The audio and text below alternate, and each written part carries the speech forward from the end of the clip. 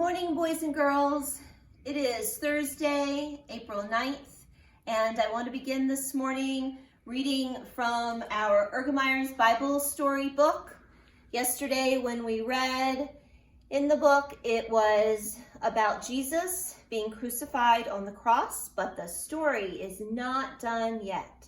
While he died on the cross, we have so much more to read about today. So today, I'm going to start by reading The Watchers at the Tomb. And this is a collection of the recordings of Matthew, Mark, Luke, and John from the Gospels. After the crucifixion, a rich man named Joseph came boldly to Pilate and asked to take the body of Jesus and bury it. Joseph loved Jesus.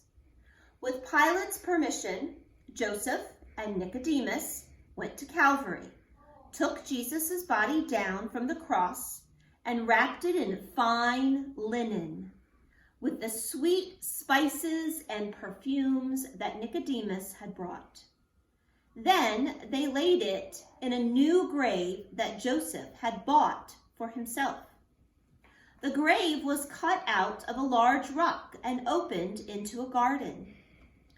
Jesus' enemies were afraid that his grave might be disturbed by his friends. Hurrying to Pilate, they said, "Sir, we remember that Jesus said, 'After 3 days I will rise again.' Order the grave made sure until the 3rd day, lest his disciples come at night, steal him away, and say to the people, 'He is risen from the dead.'" Pilate answered, "You have a guard. Go and make the grave as secure as you can." They went and made the grave sure by sealing the stone and setting a guard. The women who had watched Joseph and Nicodemus lay Jesus' body away, longed to show their love for him. After sunset the next day, when the Sabbath was ended, the women prepared sweet perfumes and planned to go early in the morning to anoint the body of Jesus. But the 11 sorrowing disciples hid themselves. They had forgotten that Jesus had said he would rise again on the 3rd day. Nothing seemed left for them now. The hours dragged slowly for the Roman soldiers who guarded Jesus' grave. No one had come. Perhaps they laughed at the Jews for being afraid. As dawn came, the ground began to tremble. Another earthquake had come. The frightened soldiers saw a mighty angel come down, roll the stone from the grave, and sit on it. The angel's face was like lightning, and his garments were as white as snow. The soldiers fell to the ground, trembling and helpless, and lay there as if they were dead. As soon as they were able, they fled into the city to report to Jesus' enemies. When the women came to the garden, they found the grave empty. At first, they did not see the angel, and they wondered who had stolen the body of their Lord. Mary Magdalene ran to tell Peter and John that Jesus' body had been taken away. After Mary had gone, the other women saw an angel in the tomb. They were afraid and bowed themselves to the ground. The angel said, "Do not be afraid. Why are you seeking the living among the dead? Jesus is not here. He is risen, as he said. Go quickly and tell his disciples and Peter that he is alive and will meet them in Galilee." The women ran from the place, filled with joy, yet trembling with excitement and fear. The good news seemed too wonderful to be true. Still they believed and hurried to tell the disciples and other friends. The disciples could not believe the glad message. Peter and John ran to see for themselves. When they came to the tomb, they found no one, but they saw the grave closed that Joseph had wrapped around Jesus' body. Peter and John were sure now that Jesus was alive once more. Mary Magdalene had not stayed in the garden long enough to hear the angel's message. Now she returned, longing to find where her Lord had been taken. Entering the garden again, she stood by the empty grave and wept. Then she stooped down, looked into the grave, and saw two angels. One was sitting at the head and the other at the foot, where Jesus' body had been. They said to her, "Woman, why are you weeping?" She replied, "Because they have taken away my Lord, and I do not know where they have laid him." Then, turning around, she saw Jesus standing near. But tears blinded her eyes, and she did not know him. He too asked, "Why do you weep?" Supposing him to be the gardener, she said, "Sir, if you have carried away my Lord, tell me, where have you laid him?" Then Jesus said, "Mary," and she knew his voice. What glad joy filled Mary's heart.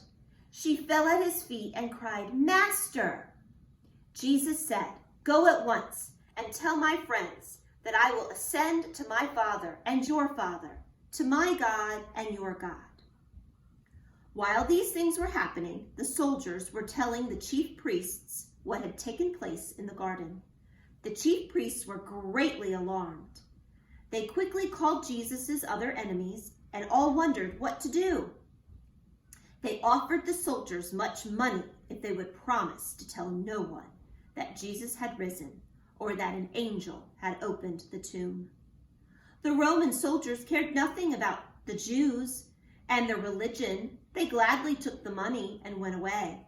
And when they were questioned about the disappearance of Jesus' body, they said the disciples stole it while they slept. Boys and girls, as our story tells us today, Jesus is alive. He rose from the grave. And so this Easter, I hope that you will greet somebody and you might say to them, "He is risen." And then you can follow it up by saying, "He is risen indeed." Have a wonderful Easter. I want you to take a break. You might want to say your Bible verse. You might want to listen to the hymn of the month, or you might want to do your math facts. And when you come back, we'll do our math lesson. So push pause. Welcome back. We're going to do math now, and we're going to continue our measurement unit. Yesterday, we talked about measuring temperature, and the tool that you use to measure temperature is a thermometer. And we also talked about the units in U.S. customary to measure temperature, and that's Fahrenheit.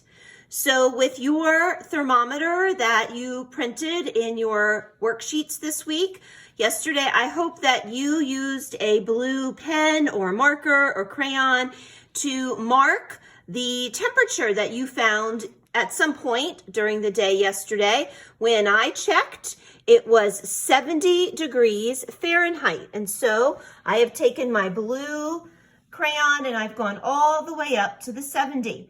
Now I want to show you, if I were to write that, I would write my number 70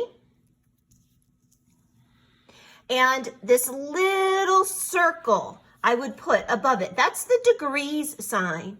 And then of course I would do my capital F for Fahrenheit, 70 degrees Fahrenheit. The little circle is the degrees symbol.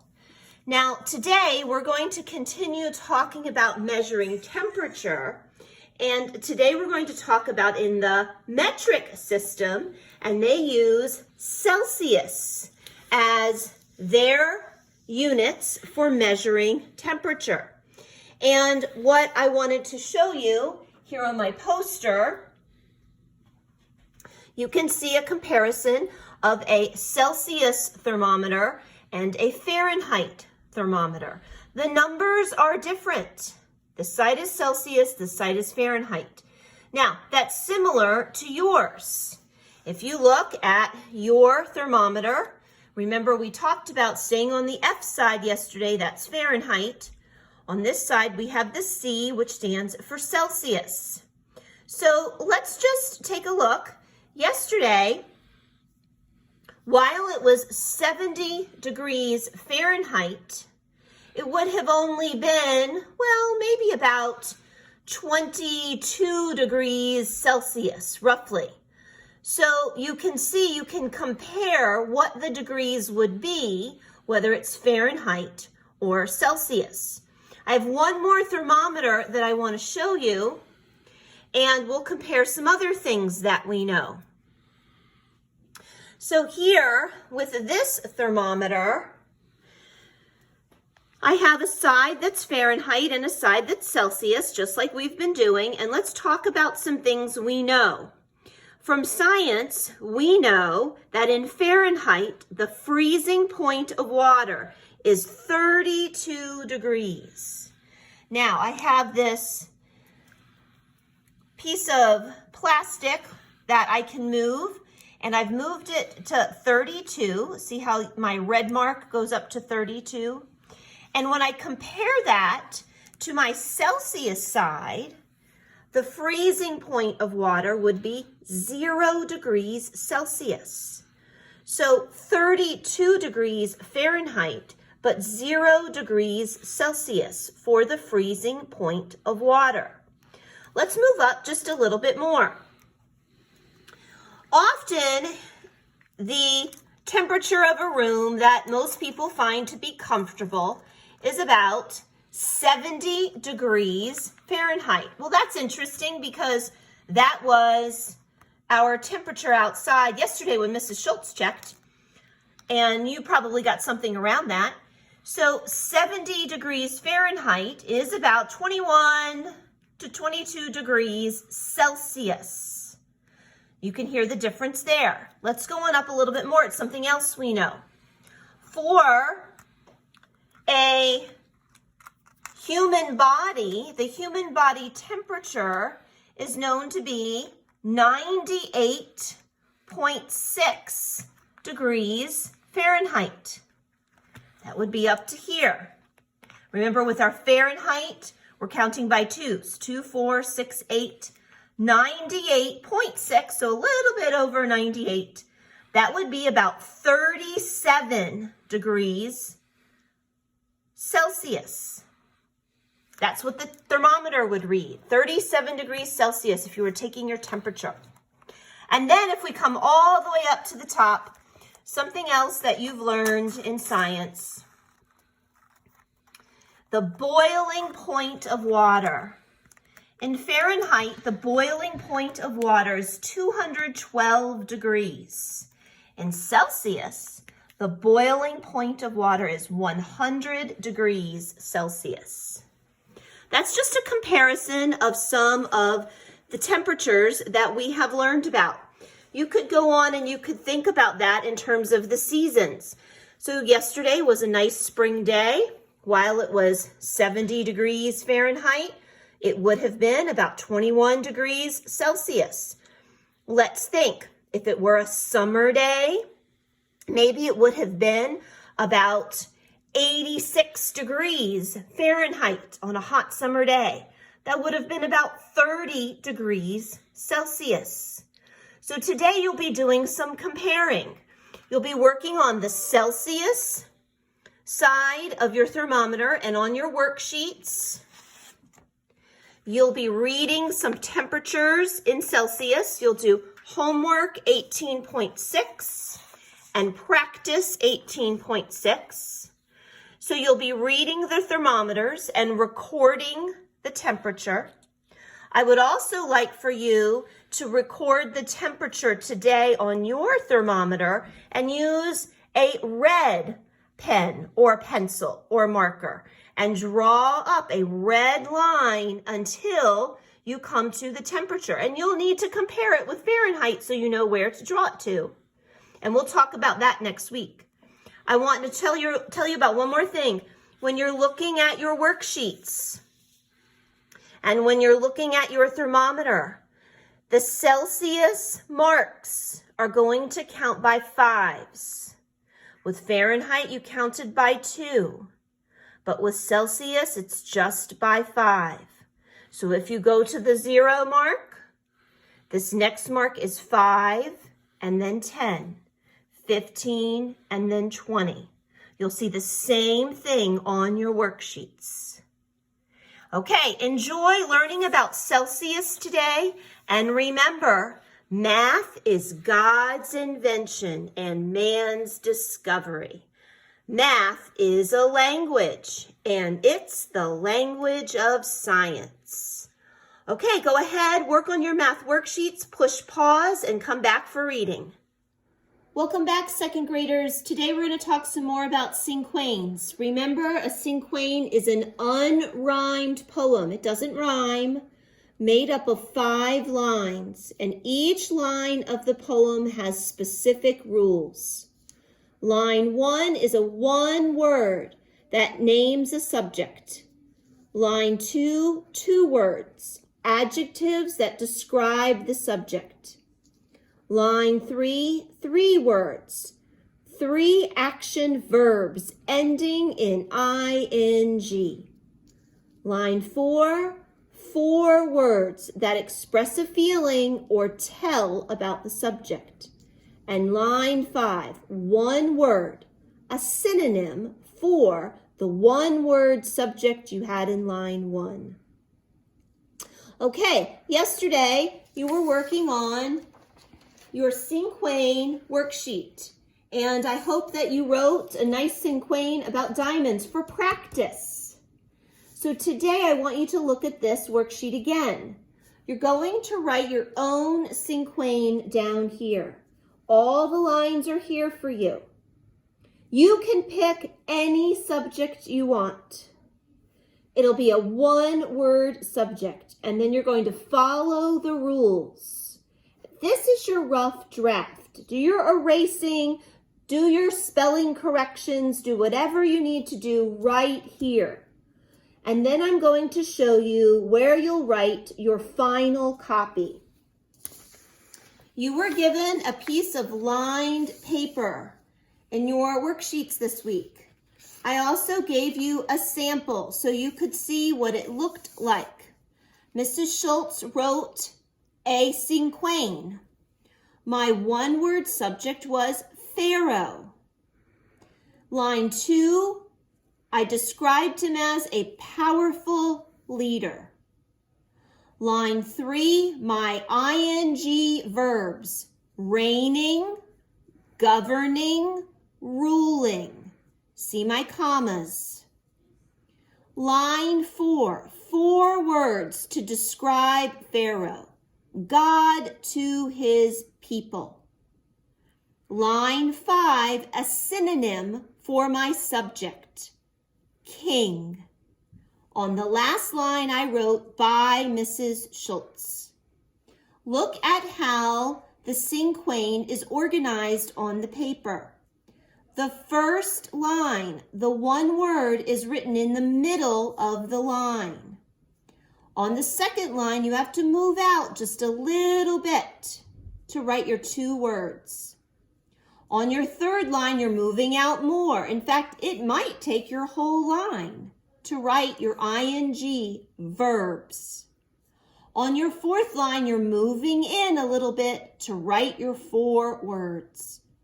And your fifth line should line up with your first line because it's just one word. On your last line, when you write by in your name, that's pretty centered as well. You'll write your cinquain nice and neat in your best manuscript on the lined paper. I'd love an illustration of your cinquain. Remember to look at your checklist. Your checklist will tell you exactly what you need to do, and you can check it off as you go. I cannot wait to read your cinquains. Enjoy. Boys and girls, if you have time after your cinquains, please continue with your spelling and phonics review. Boys and girls, let's go over our spelling words. Number 1, soil. S-O-I-L, soil. Coin. C-O-I-N, coin. Royal, R-O-Y-A-L, royal. Poison, P-O-I-S-O-N, poison. Broil, B-R-O-I-L, broil. Toy, T-O-Y, toy. Destroy, D-E-S-T-R-O-Y, destroy. Enjoy, E-N-J-O-Y, enjoy. Spoil, S-P-O-I-L, spoil. Toil, T-O-I-L, toil. Boys, B-O-Y-S, boys. Noise, N-O-I-S-E, noise. Point, P-O-I-N-T, point. Here, H-E-R-E, here. Here, H-E-A-R, here. Fair, F-A-I-R, fair. Fair, F-A-R-E, fair. Parents, P-A-R-E-N-T-S, parents. Moisture, M-O-I-S-T-U-R-E, moisture. Biology, B-I-O-L-O-G-Y, biology. Let's do our phonics. A-A-I-A-A-A-I-A-A. Spellings, A curve, E curve, I curve, O curve, U curve. Sound, E. Spellings, E mark, E-E, E blank E, E-A, blank Y, blank I-E, blank. Sound, Z. Spellings, Z blank S. Sound, Th. Other sound, V. Spellings, T-H. Sound, I. Spellings, I mark, I blank E, blank I-G-H, blank Y, blank I-E. Sound, N. Spellings, N-K-N blank. Sound, sh. Spellings, S-H blank T-I blank blank C-I blank. V plural rule. Change the F to a V and add blank E-S. Plural rule. When a word ends in S, SS, X, SH, CH, or Z, you add blank ES. Y plural rule. Change the Y to an I and add blank ES. Sound, A. Spellings, A mark, A blank E, A-I blank, blank A-Y. Schwa sound, Spellings, A dot, E dot, O dot.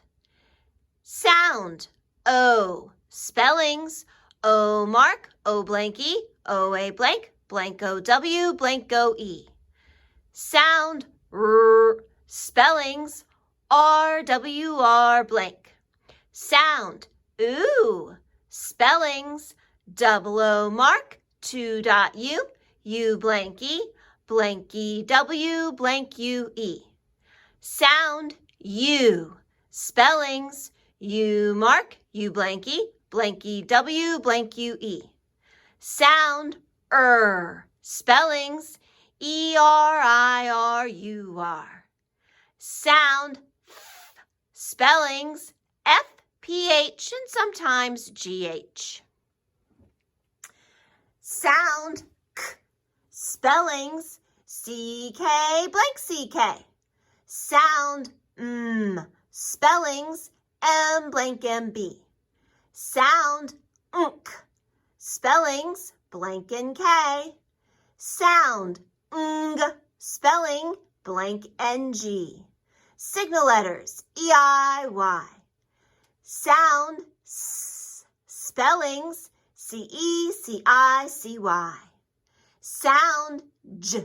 Spellings, G-E-G-I-G-Y blank D-G-E. Sound, X. Spellings, X blank C-K-S.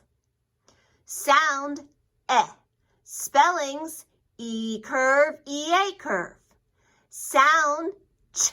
Spellings, C-H blank T-C-H. Sound, W. Spellings, W-H blank. Sound, Qu. Spellings, Q-U. Sound, Ow. Spellings, O-W-O-U blank. Sound, R. Spelling, A-R. Sound, OR. Spelling, O-R. Sound, Aw. Spelling, A-W-A-U blank double dot A. Double dot A will be found in spellings like double dot A-L-K, double dot A-L-L, double dot A-L-T. Sound, Oi. Spellings, O-I blank, blank O-Y.